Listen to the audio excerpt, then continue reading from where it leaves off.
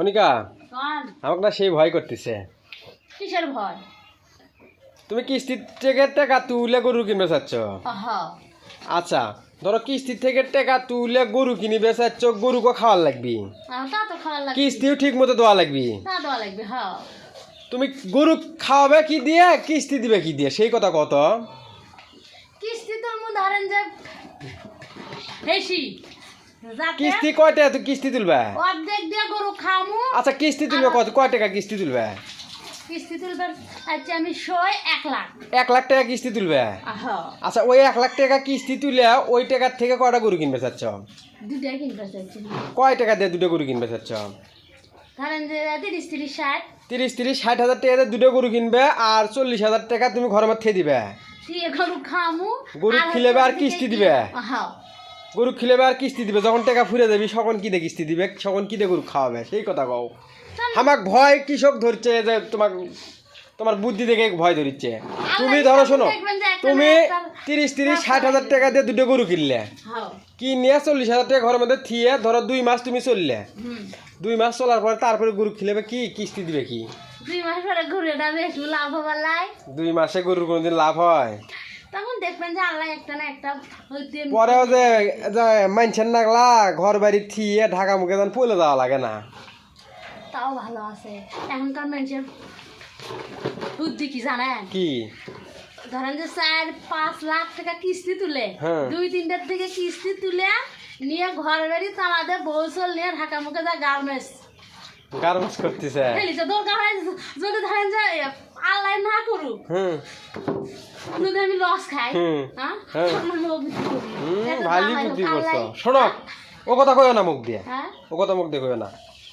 ঢাকার যারা বাড়ির লস খায়া পয়লা ঢাকা মুখে গেছে, তারা ঢাকা তো টিকতে পারবি না।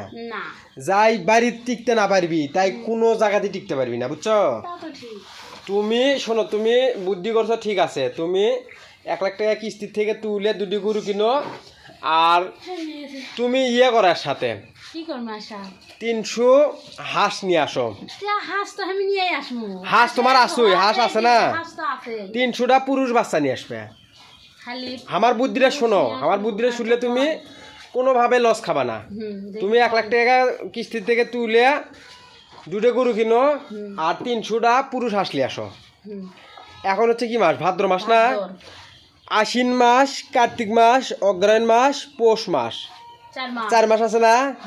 পৌষ মাস হতে এটা হাঁসের দাম কয় টাকা করে বিক্রি হয়? 700 টাকা করে। এটা করে হাঁস বিক্রি হয় 700 টাকা।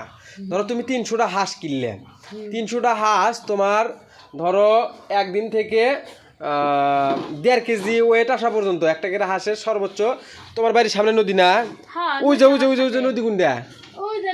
ওই যে নদী। তুমি যদি ধরো যে এটি একটা ঘর তুলে 300 হাঁস পালো, সারাদিন নদীর মধ্যে থাকলো, খাবার খালো, মাছ শামুক খালো, সেক্ষেত্রে তোমার 300টা হাঁস পাইলে ধরো যে সর্বোচ্চ তোমার খরচা হবে 70 থেকে 80,000 টাকা।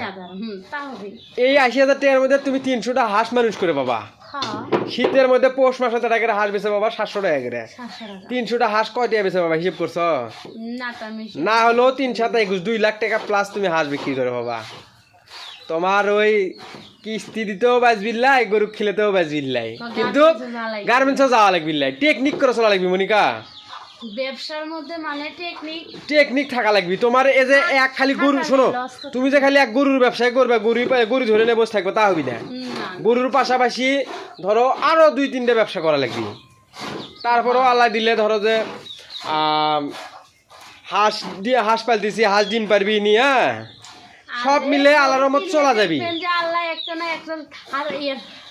আর যদি শোনো, আর যদি তুমি সবকিছু না করে বাদ যদি বসে থাকো, তোমার বিপদ আরো চাপ দিবি তাড়াতাড়ি।